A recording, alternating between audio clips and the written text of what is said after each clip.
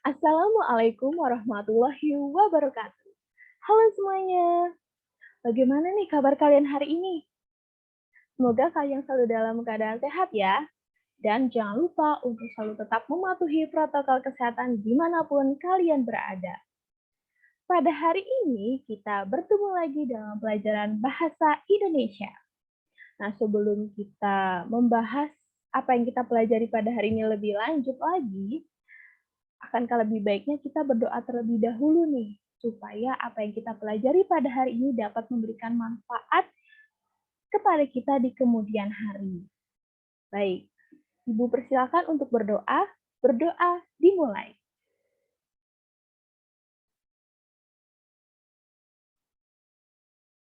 Berdoa selesai. Amin. Nah, sebelum kita membahas materi yang akan kita pelajari pada hari ini, Ibu ada sebuah kutipan motivasi nih dari tokoh terkenal yaitu Pak Mario Teguh. Pasti kalian pernah mendengar nama Mario Teguh kan? Nah, Ibu akan membacakan sebuah kutipan motivasi yang disampaikan oleh beliau. Nah, kutipannya itu, orang-orang yang berhenti belajar akan menjadi pemilik masa lalu. Orang-orang yang masih terus belajar akan menjadi pemilik masa depan.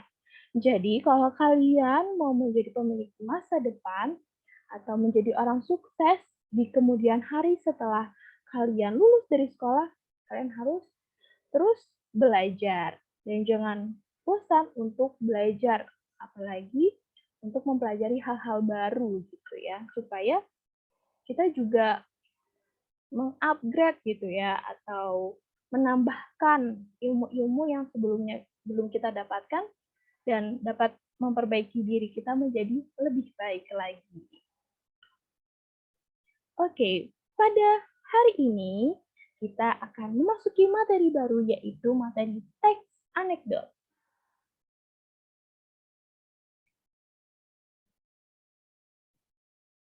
Sebelum kita membahas materi teks anekdot lebih lanjut, Ibu akan menyampaikan mengenai kompetensi dasar yang akan kita pelajari pada teks anekdot kali ini, yaitu 3.5 mengevaluasi teks anekdot dari aspek makna tersirat dan 4.5 mengonstruksi makna tersirat dalam sebuah teks anekdot baik lisan maupun tulis. Lalu tujuan pembelajaran pada pembelajaran hari ini yaitu 1. Peserta didik dapat menentukan isi tersirat, topik masalah, kritik, dan unsur kelucuan, serta makna tersirat dalam teks anekdot dengan tepat. Yang kedua, peserta didik dapat menguraikan fakta-fakta yang berkaitan dengan topik masalah teks anekdot dengan benar. Yang ketiga, yaitu peserta didik dapat mempresentasikan hasil temuan mengenai isi, fakta-fakta, dan makna tersirat pada teks anekdot yang dibaca dengan benar. Oke, sebelum lebih lanjut lagi, Ibu akan memberitahukan nih bahwa metode pembelajaran kita pada materi teks anekdot, terutama pada kompetensi dasar 3.5 dan 4.5, yaitu metodenya adalah penugasan dan diskusi kelompok. Jadi, pada kali ini Ibu akan menjelaskan nih terlebih dahulu kepada kalian mengenai materi teks anekdot itu yang seperti apa, bagaimana gitu. Karena Ibu akan memperkenalkan, memberitahukan kalian, menjelaskan mengenai materi teks anekdot. Lalu nanti pada akhir pembelajaran atau akhir penjelasan dari materi yang Ibu sampaikan, Ibu akan memberikan penugasan nih kepada kalian. Penugasannya itu dapat dikerjakan secara berkelompok. Jadi kalian dapat berdiskusi kelompok untuk mengerjakan tugas tersebut.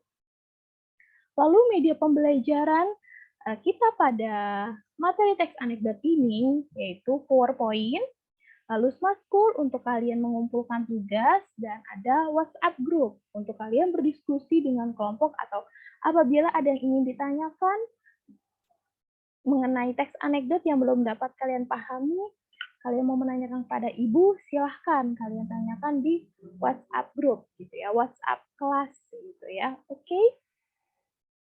Baik. Nah, untuk awal mula ada pertanyaan nih. Apa itu teks anekdot?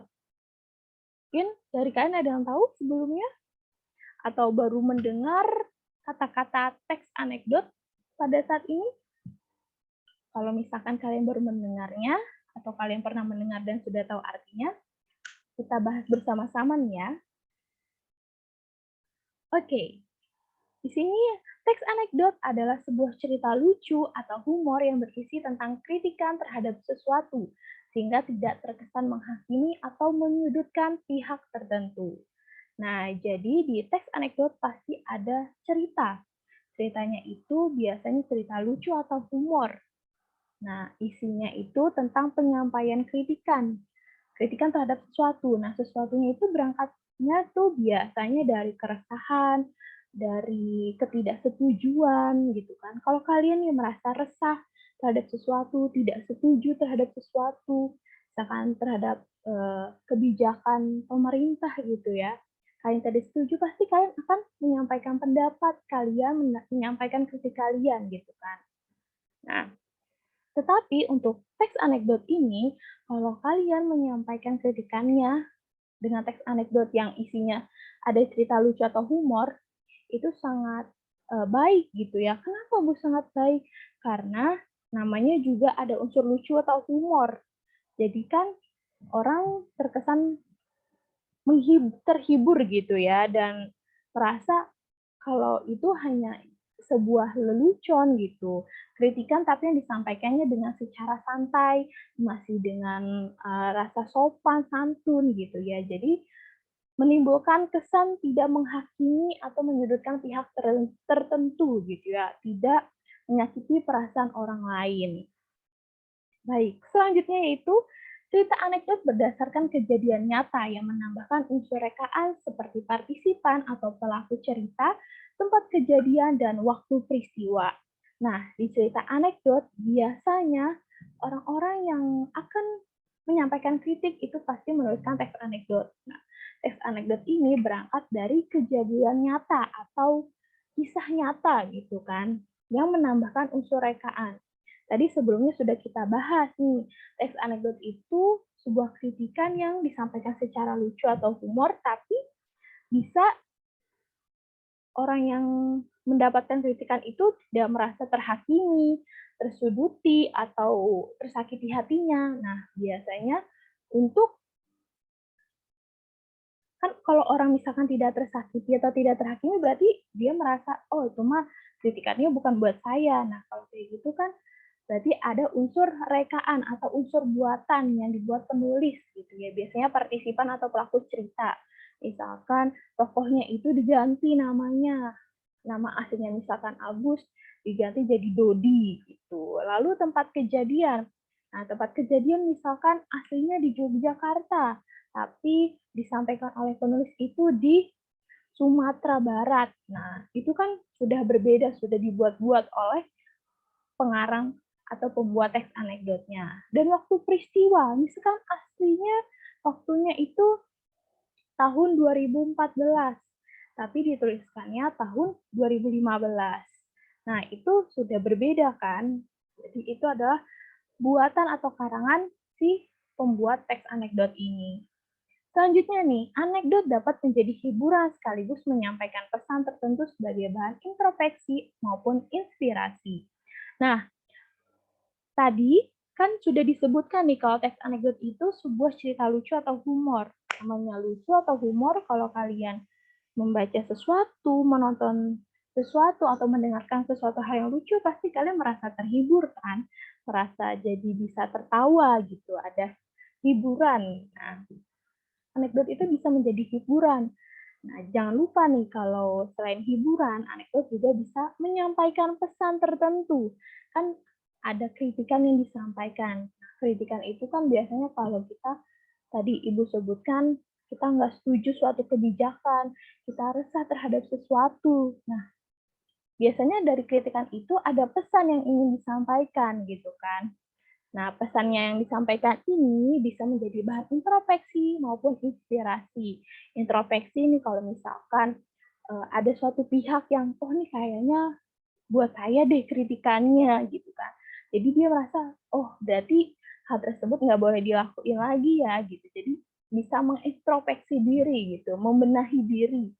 Lalu kalau untuk sebagai bahan inspirasi, jadi kalau misalkan orang membaca atau mendengar atau menonton gitu ya sebuah kritikan yang disampaikan dengan anekdot ini, dia merasa, oh kalau ini ternyata tidak baik ya untuk dilakukan, jadi harus dihindarkan. Nah, itu sebagai inspirasi. Nah, selanjutnya nih, untuk memudahkan kalian mengingat mengenai teks anekdot, ini Ibu sajikan sebuah diagram gitu ya. Ini dibacanya dari cerita lucu atau humor itu dibacanya searah jarum jam. Jadi teks anekdot itu dapat dikatakan sebagai cerita lucu atau humor yang berisi kritikan yang tidak menyakiti pihak tertentu. Nah, ceritanya itu berdasarkan kejadian nyata yang ditambahi dengan unsur rekaan. Tadi ada unsur rekaan pelaku ceritanya, waktu peristiwa, dan tempat kejadiannya kan. Nah, berdasarkan unsur rekaan yang dapat menjadi hiburan dan penyampaian pesan. Jadi, untuk teks anekdot bisa kalian ingat seperti diagram yang kalian lihat di Salindia PowerPoint ini. Baik, kita lanjutkan ya. Oke, selanjutnya ada ciri-ciri teks anekdot. Nah, yang pertama itu bersifat humor atau lucu, seperti tadi yang sudah kita bahas bersama-sama, lalu bersifat menghibur, karena ada sesuatu humor atau lucu yang di dalam cerita itu jadi ada sifat menghiburnya, lalu berisi kritik atau sindiran kepada suatu pihak. Jadi, teks anekdot itu cerita lucu atau humor yang menyampaikan kritik atau sindiran kepada suatu pihak. Lalu ciri-ciri selanjutnya itu di teks anekdot menceritakan orang penting atau orang yang terkenal. Nah, orang penting misalkan pejabat-pejabat, presiden gitu ya, MPR, DPR, pemerintah gitu kan. Jadi kalau kalian ada keresahan itu kalian atau selain keresahan kalian juga ada tadi tidak setuju dengan suatu kebijakan, kalian bisa menyampaikan dengan teks anekdot. Lalu cerita gitu ya. Lalu di sini selain orang penting, ada orang yang terkenal. Kalau misalkan ada tokoh terkenal, artis, atau orang-orang yang sudah dikenal banyak orang gitu kan. Kalau kalian ingin menyampaikan kritikan, bisa kalian sampaikan dengan teks anekdot. Selanjutnya itu ciri-ciri selanjutnya mengangkat topik sosial yang bersifat faktual. Jadi topik-topiknya itu sosial atau bersifat atau menyangkut orang banyak gitu ya. Menyangkut orang banyak yang pastinya sesuai dengan kejadian yang nyata, yang faktual kan di sini. Selanjutnya, ciri-ciri teks anekdot itu cerita singkat yang mengandung tokoh, alur, dan latar. Namanya juga cerita. Pasti di dalamnya itu ada tokohnya, ada alurnya, dan ada latarnya. Oke, selanjutnya ini ada pertanyaan lagi nih. Apakah teks anekdot sama dengan cerita humor? Tadi kan kita sudah bahas bersama-sama ya, berkali-kali disebutkan teks anekdot adalah sebuah cerita lucu atau humor, gitu kan? Berarti apakah sama teks anekdot dengan cerita humor ini? Kita bahas lebih lanjut nih. Oke, ternyata ada persamaan nih. Persamaan teks anekdot dan cerita humor adalah keduanya sama-sama mengandung humor atau unsur kelucuan. Jadi di dalam teks anekdot dan cerita humor ada unsur kelucuan gitu atau ada kandungan humornya gitu ya. Yang bisa kalau orang membacanya itu tertawa gitu ya, merasa terhibur. Baik, selanjutnya. Dan selanjutnya ini ada perbedaan. Perbedaan antara teks anekdot dan cerita humor. Kalau di teks anekdot, makna yang disampaikan adalah makna yang tersirat. Namanya juga sebuah kritikan yang tidak kritikannya itu yang disampaikan tidak dapat menyebabkan orang merasa tersakiti hatinya, merasa tersuduti gitu kan. Nah, berarti ada sesuatu yang disampaikan secara tidak langsung gitu ya. Di sini makna yang tersirat. Tersirat itu artinya adalah secara tidak langsung, tidak secara terang-terangan. Nah, di dalam teks anekdot ini disampaikannya juga kalau kita memberikan kritikan, kalau secara langsung itu kan biasanya ada orang merasa tersakiti ya, kayak kok dia ngomongnya kayak gitu ya, kalau ngasih kritik yang baik-baik kenapa gitu.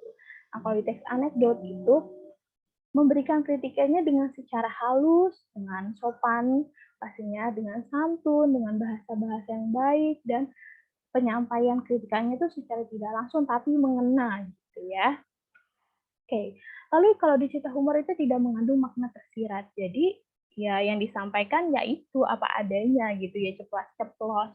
Kalau kalian melihat sebuah program di televisi gitu, kalau tentang hal-hal lucu, misalkan kita sebut saja Opera Van Java, kalau kalian pernah menonton, pernah tahu, nah itu termasuk cita-cita yang disampaikan gitu ya saat masa pemainnya itu ada Sule, Andre gitu kan. Itu termasuk yang diceritakan adalah cerita humor.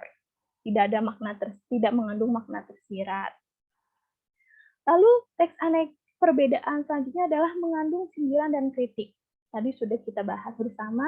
Lalu kalau di cerita humor hanya merupakan hiburan semata, tidak mengandung sindiran dan kritik.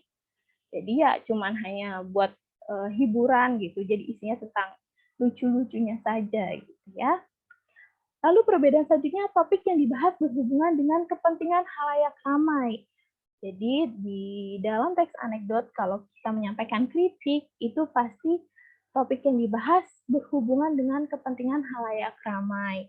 Nah, kalau di cerita humor itu topik yang dibahas merupakan topik umum pada kehidupan sehari-hari, biasanya kehidupan di sekitar kita, gitu ya. Oke, selanjutnya ini adalah pola penyajian teks anekdot. Pola penyajian teks anekdot itu dibagi menjadi dua, ada dialog dan narasi. Nah, kalau dialog itu berbentuknya percakapan antara para tokoh yang terlibat dalam teks anekdot. Kalau narasi berbentuknya itu paragraf yang menjelaskan atau menguraikan peristiwa atau kejadian. Oke, di sini Ibu sudah menyajikan nih dua gambar teks anekdot yang berjudul Sarang Laba-laba. Sama judulnya Sarang Laba-laba, tetapi penyajiannya itu berbeda, bentuknya berbeda kan? Nah, ada nomor 1 dan nomor 2. Tadi kan Ibu sudah sebutkan ya, kalau ada dua pola penyajian teks anekdot, yaitu dialog dan narasi. Oke, sekarang kalian bisa tebak nih, atau kalian dari pengertian sebelum Ibu beritahukan, yang mana sih yang termasuk penyajian dialog, mana yang termasuk narasi? Sudah dipilih? Yang mana? Oke, kita lihat nih, jawaban kalian itu benar atau tidak. Nah, ternyata tadi teks yang ada dua itu, yang nomor 1 itu termasuk pola penyajian teks anekdot berbentuk dialog. Ya, kenapa Bu kok dialog? Nah, kita lihat nih. Karena di dalam teks anekdot ini percakapan antara para tokoh, disajikannya itu ada percakapan para tokoh gitu ya. Jadi misalkan siswa take 2 gitu kan, bagaimana penegakan hukum di negara kita ini Pak, lalu ada guru, jadi percakapan atas bawah ya. Kalau percakapan itu kan biasanya ada nama tokohnya gitu ya, disebutkan nama tokoh, siswa, guru gitu. Nah, di percakapan juga ditandai nih, tadi Ibu sebutkan kan ada penyebutan nama tokohnya, siswa, guru. Nah, lalu ada juga tandanya kalau dia dialog gitu. Itu ada tanda titik duanya. Setelah nama tokoh ada titik dua. Lalu untuk bagian yang diucapkan oleh tokoh biasanya diawali dan diakhiri tanda petik. Contohnya kalau di sini, siswa yang berbicara. Bagaimana penegakan hukum di negara kita ini, Pak? Nah, yang dibicarakan itu diberikan tanda petik di awal dan di akhir kalimatnya. Lalu, selanjutnya adalah apa yang diucapkan oleh tokoh itu huruf awalnya setelah tanda petik ditulis dengan huruf kapital. Oke, kita lanjutkan. Nah, ini tadi di gambar nomor 2 ya, berarti gambar nomor 2 ini adalah pola penyajian teks anekdot berbentuk narasi. Kenapa sih Bu kok disebutnya narasi? Coba kita bandingkan dengan yang sebelumnya ya. Tadi kalau di dialog itu berbentuknya percakapan. Nah, kalau di narasi itu berbentuk penjelasan atau uraian peristiwa dan kejadian ditulis dalam bentuk paragraf. Nah, perlu kalian ketahui nih kalau paragraf itu bentuknya pasti kumpulan kalimat gitu ya kan. Kalau kalimat itu sesuatu yang diakhiri dengan tanda titik gitu ya. Misalkan suatu tulisan yang diawali dengan, kalau kalimat ya, tulisan yang diawali dengan huruf kapital lalu diakhiri dengan tanda titik. Nah, itu dihitung satu kalimat. Nah, kalau di dalam paragraf itu biasanya ada beberapa kalimat, bisa satu, dua, atau bahkan lebih gitu ya. Nah, kalau tadi di dialog, kalau tokohnya memberikan atau mengucapkan sesuatu, itu ditulis nama tokohnya titik dua lalu tanda petik, ya kan? Kalau di bentuk narasi, itu setiap dialog yang disampaikan seorang tokoh adalah satu paragraf. Dibentuknya pun dalam bentuk paragraf. Nah, paragraf ini bentuknya itu sangat ciri khas adalah menjorok ke dalam gitu ya. Jadi kalau misalkan kalian mau menulis cerita berbentuk paragraf, itu satu paragrafnya itu biasanya ditandai dengan menjorok ke dalam seperti yang ada di dalam gambar salindia yang kalian lihat sekarang. Nah, selanjutnya nih, ada pertanyaan lagi, bagaimana cara menemukan isi dan makna tersirat dalam teks anekdot? Nah, tadi kan sudah Ibu sampaikan ya, kalau di teks anekdot itu adalah sesuatu cerita lucu atau humor yang berisi kritikan, tetapi kritikan ini kok bisa gitu? Padahal kritikan, biasanya kan kalau orang dikritik suka tersinggung, tapi kok kalau kita menyampaikan kritikan dengan teks anekdot, orang tidak tersinggung, tidak merasa terhakimi atau tidak tersakiti ya.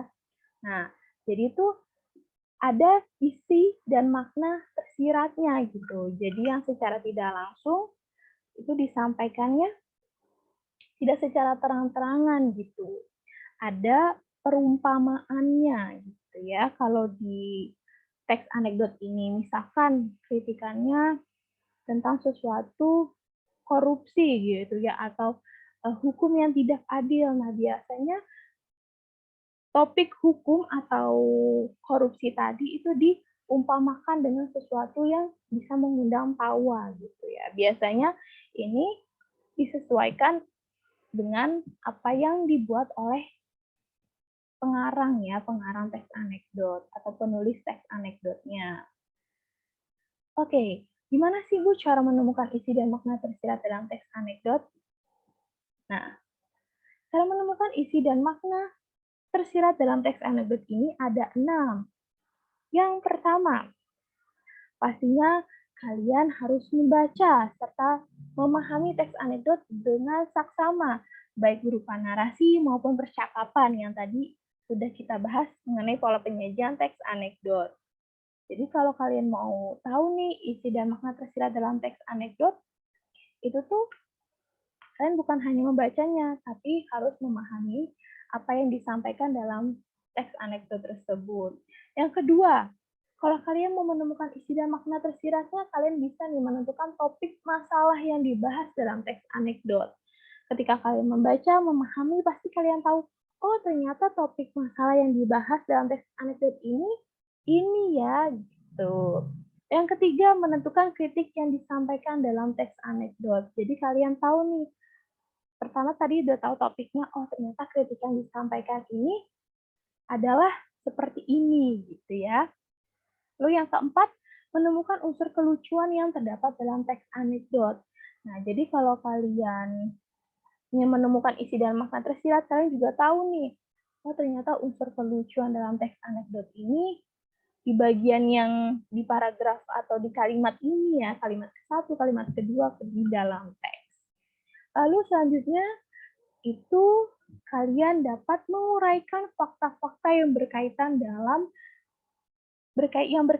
dengan topik masalah teks anekdot. Jadi kan kalian sudah tahu nih topik masalah teks anekdot apa gitu ya. Nah, tadi sebelumnya kita sudah bahas teks anekdot itu adalah sebuah cerita yang berdasarkan kejadian nyata.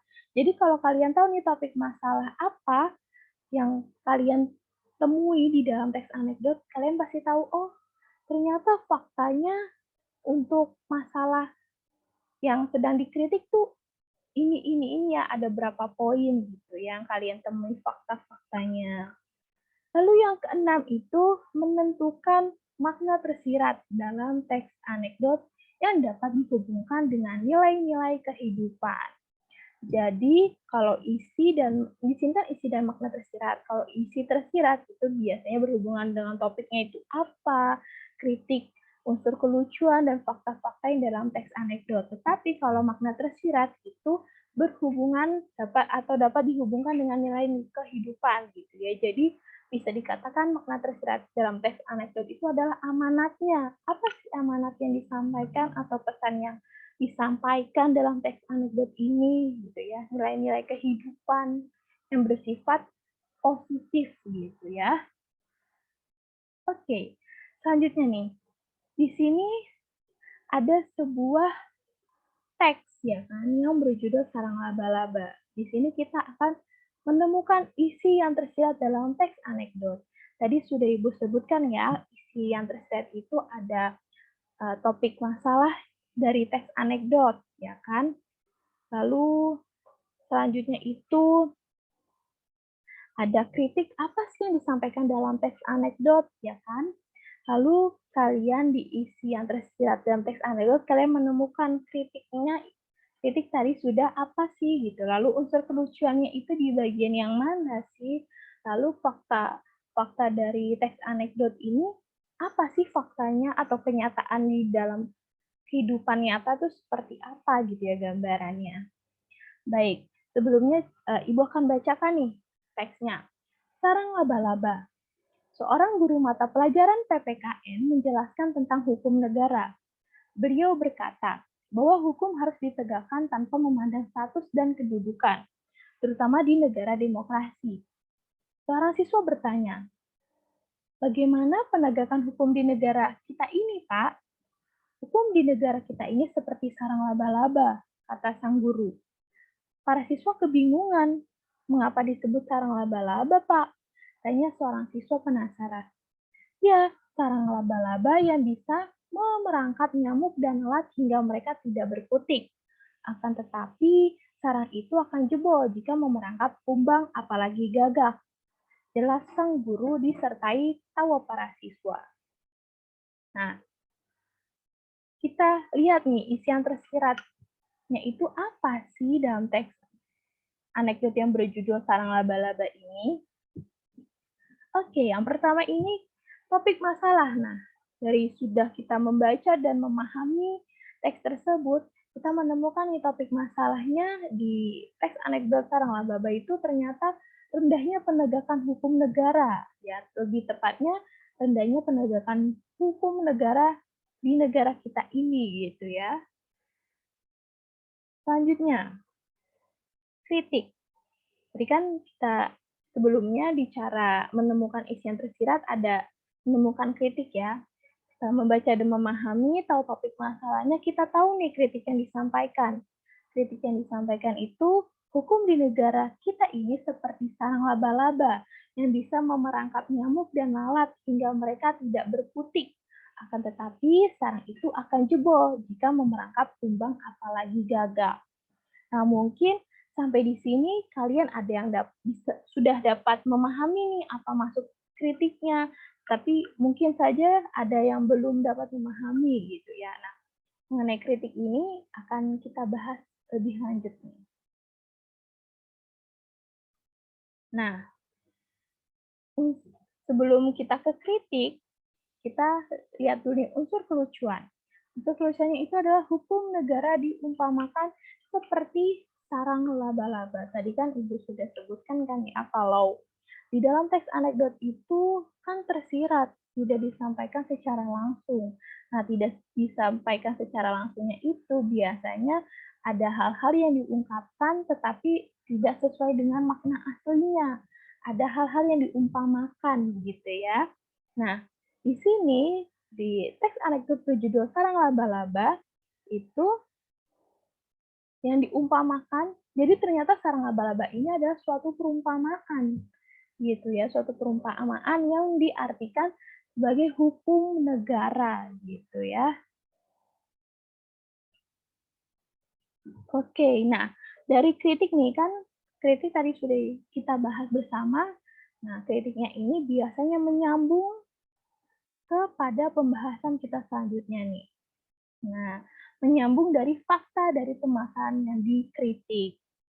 Nah, tadi kan disampaikan kalau dikritik itu hukum di negara kita ini seperti sarang laba-laba yang bisa memerangkap nyamuk, ya kan? Dan memerangkap nyamuk dan lalat sehingga mereka tidak bisa berkutik. Akan tetapi sarang itu akan jebol jika memerangkap kumbang apalagi gagak. Nah, kritiknya ini kan masih bersifat perumpamaan ya, ada nyamuk, ada lalat, ada gagak, gitu kan, ada serang laba-laba, itu kan masih sebuah perumpamaan. Nah, di fakta dari permasalahan yang dikritik ini, kita membedah lebih lanjut gitu ya, membedah lebih lanjut mengenai apa sih yang disampaikan dikritik gitu ya, disampaikan dengan umpama-umpama tadi ada nyamuk, lalat, gitu. Oke, kita lihat nih. Di fakta dari permasalahan yang dikritik, penegakan hukum itu ternyata penegakan hukum itu sudah seperti sarang laba-laba, gitu ya. Ketika yang terperangkap di dalamnya adalah nyamuk dan lalat yang notabene kecil, ukurannya kecil ya, nyamuk dan lalat, itu disamaartikan atau diumpamakan dengan masyarakat kalangan bawah atau masyarakat kecil. Maka mereka sulit terbebas dari jeratan hukum. Sudah hal yang sangat awam gitu ya. Kita tahu bersama kalau misalkan masyarakat bawah atau masyarakat kecil mereka tuh karena tidak memiliki cukup uang gitu ya untuk membayar pengacara atau mereka tidak mengetahui secara pasti atau secara benar bagaimana undang-undang berlaku, peraturan-peraturan yang berlaku itu seperti apa, mereka tidak memahami gitu ya. Jadi mereka tuh sulit terbebas dari jeratan hukum gitu ya. Lalu fakta selanjutnya dari teks anekdot sarang laba-laba ini, namun jika yang terperangkap di dalamnya itu adalah seekor kumbang atau seekor gagak, maka sarang laba-laba itu akan jebol. Hal tersebut diumpamakan sebagai orang-orang yang berasal dari kalangan tertentu, dapat dengan mudah terbebas dari jeratan hukum. Dari tadi kita sudah tahu ya, sudah tahulah semuanya gitu kalau uh, orang masyarakat kalangan bawah atau masyarakat kecil terkena hukum pasti mereka sulit terbebas.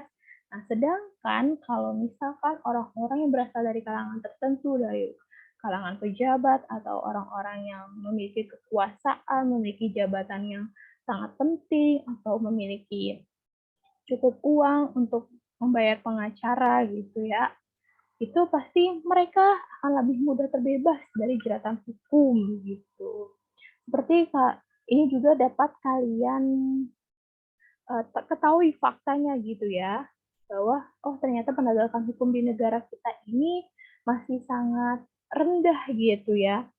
Masyarakat kecil itu mereka sulit terbebas, tapi kalau masyarakat yang memiliki jabatan, memiliki uang yang banyak itu mudah untuk terbebas.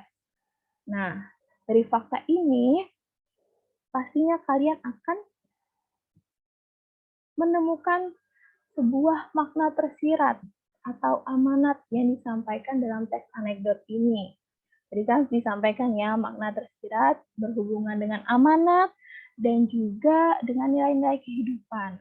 Dari tadi faktanya itu kalau penegakan hukum itu masih rendah untuk masyarakat kecil atau kalangan bawah, mereka itu sulit untuk terbebas dari jeratan hukum. Tapi kalau masyarakat dari kalangan tertentu yang memiliki jabatan, memiliki kekuasaan gitu ya, atau memiliki uang yang cukup banyak, mereka dapat dengan mudah gitu terbebas dari jeratan hukum. Jadi dapat disimpulkan ya, makna tersirat yang disampaikan itu, penegakan hukum itu tidak boleh ada unsur membeda-bedakan antara orang yang satu dengan yang lainnya, baik berdasar pada status dan kedudukannya, karena semua warga negara mempunyai hak yang sama di mata hukum. Nah, jadi dapat terlihat ya kalau kita tuh nggak boleh dibeda-bedakan gitu ya. Kita nggak boleh membeda-bedakan antara yang satu dengan orang lain gitu ya, dengan satu dengan yang lainnya. Apalagi di ranah hukum gitu ya. Jadi semua orang itu memiliki hak yang sama di mata hukum gitu ya. Jadi kalau misalkan tidak ada pembedaan kasta gitu. Kalau misalkan masyarakat kecil benar, masyarakat besar yang salah, mereka harus diberi hukuman setimpal gitu ya, sesuai dengan apa yang diperbuat. Oke, baik. Untuk materi teks anekdot cukup sampai pembahasan tadi ya mengenai isi dan makna tersirat.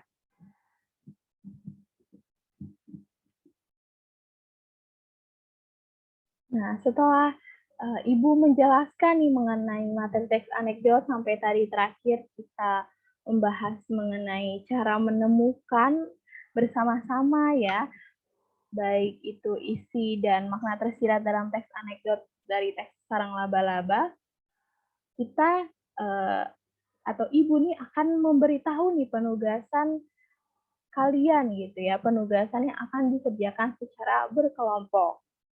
Jadi dari yang sudah kita bahas bersama-sama itu ada kaitannya dengan penugasan yang akan Ibu berikan.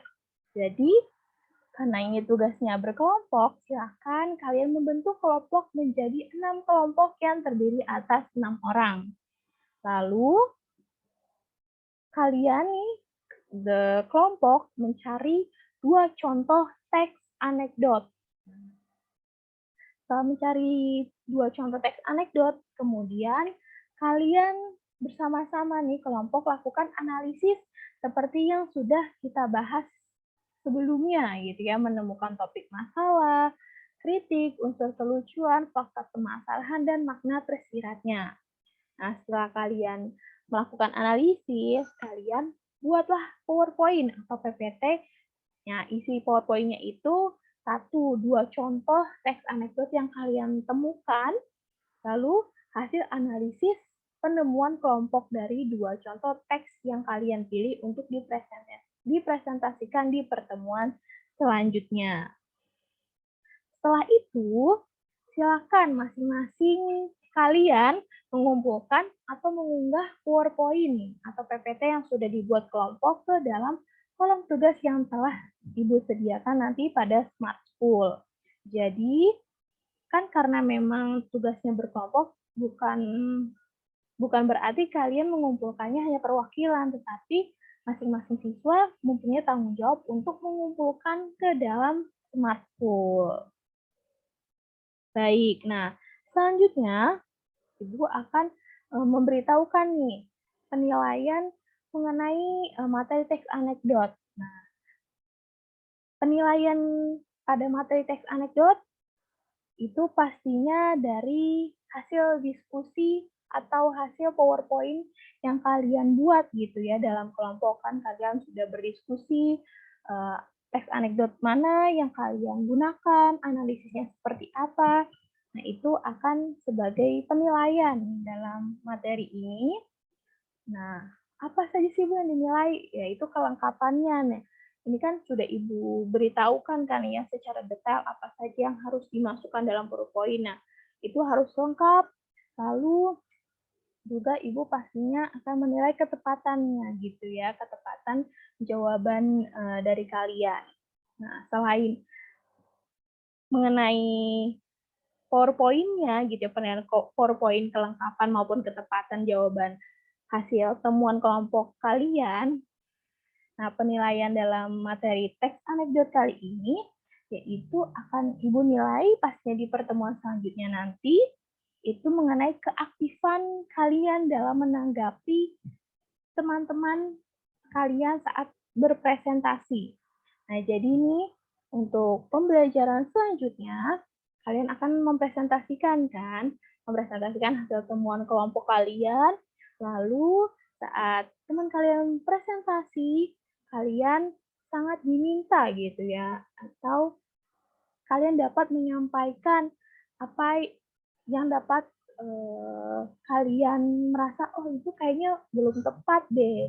Kayaknya yang tepat tuh menurut saya gitu. Nah, kalian bisa menanggapi, memberikan tanggapan, memberikan komentar, atau memberikan pujian, silahkan. Nah, keaktifan yang seperti itu yang akan Ibu nilai gitu ya. Nah, nilainya ini pastinya berarti nilai plus kan ya. Nilai plusnya itu sangat baik gitu ya, akan Ibu berikan kepada kalian gitu ya, kalian sendiri atas nama kalian sendiri. Misalkan Doni yang aktif nih untuk memberikan tanggapan, komentar kepada kelompok satu misalkan. Nah, si Doni ini akan mendapatkan poin tambahan sendiri, lalu kelompoknya Doni, misalkan Doni itu kelompok 3, nah kelompok 3 juga akan mendapatkan nilai. Jadi banyak dong nilai yang akan didapatkan kalau kalian berpartisipasi aktif atau kalian aktif gitu ya untuk mengomentari, memberikan tanggapan kelompok yang sedang presentasi.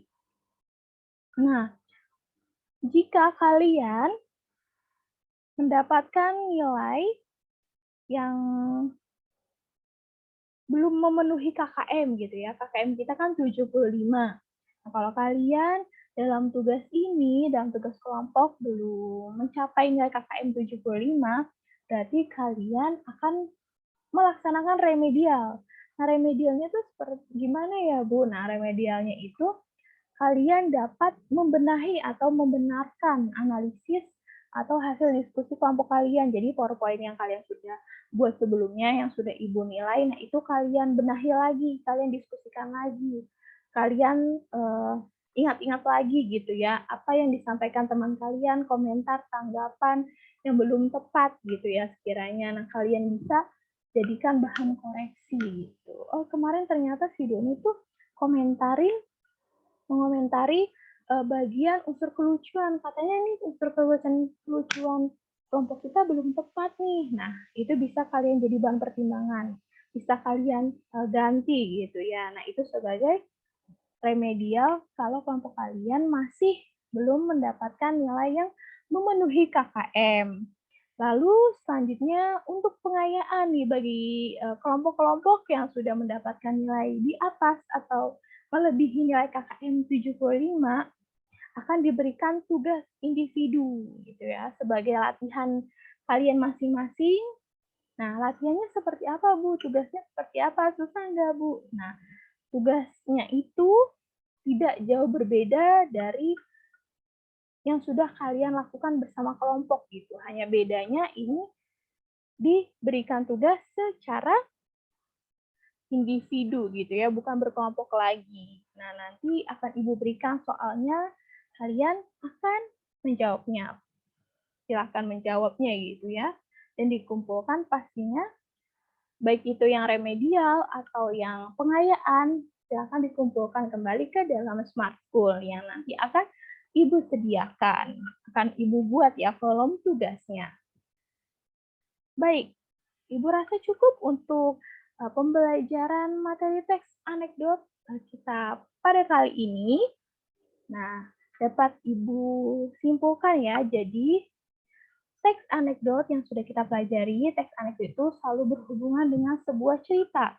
Sebuah cerita yang memiliki unsur kelucuan atau humor yang isinya itu menyampaikan sebuah kritikan. Kritikan ini bisa berangkat dari sebuah keresahan, ketidaksetujuan, ketidakpuasan terhadap sesuatu yang pastinya berhubungan dengan orang banyak gitu ya. Kebijakan misalnya gitu ya. Terus berhubungan dengan orang banyak yang dapat merugikan gitu ya.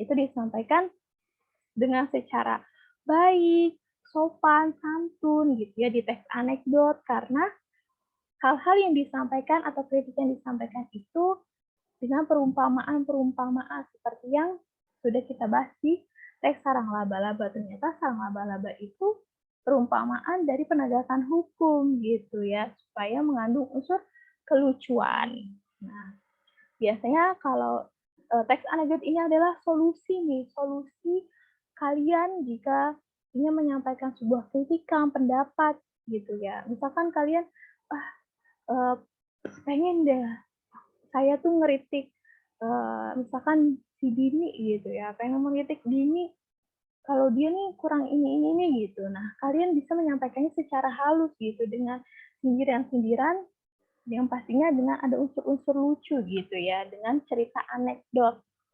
Nah, kalau misalkan kalian, pengen teman kalian nggak tahu, kalau itu ternyata buat dia, ya kalian pakai unsur rekaan tadi. Nah, jadi teks anekdot ini adalah solusi paling terbaik ya kalau kalian ingin menyampaikan kritik tapi dengan secara halus yang tidak menyakiti perasaan orang lain, tidak menyudutkan atau menghakimi sekaligus gitu. Lalu dapat kalian ketahui nih, kalau misalkan kalian membaca teks anekdot tetapi menurut kalian perasaan nih teks anekdot nggak lucu deh. Kok bisa disebut teks anekdot ya? Padahal kan teks anekdot adalah sebuah cerita lucu atau humor.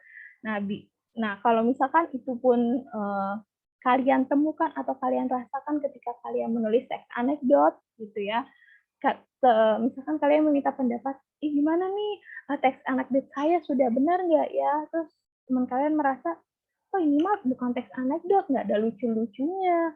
Nah itu tidak dapat kita salahkan gitu ceritanya gitu. Kalau kita sudah memenuhi unsur-unsur yang harus disampaikan di dalam teks anekdot, berarti itu adalah kembali lagi namanya juga selera humor orang berbeda-beda gitu. Jadinya tidak bisa dianggap kalau cerita nggak lucu itu bukan teks anekdot, padahal sudah ada kritikan atau sindiran yang disampaikan secara halus gitu ya, tidak secara langsung. Nah, untuk pembelajaran kita pada hari ini, Ibu cukupkan. Terima kasih untuk kalian yang sudah menyimak dan mendengarkan penjelasan Ibu dengan baik ya. Selalu jagalah kalian kesehatan dimanapun kalian berada. Pastinya Ibu tidak lupa mengingatkan untuk selalu tetap semangat belajar dimanapun, kapanpun, apapun itu pelajarannya, kalian harus selalu semangat dan sukses selalu untuk kalian.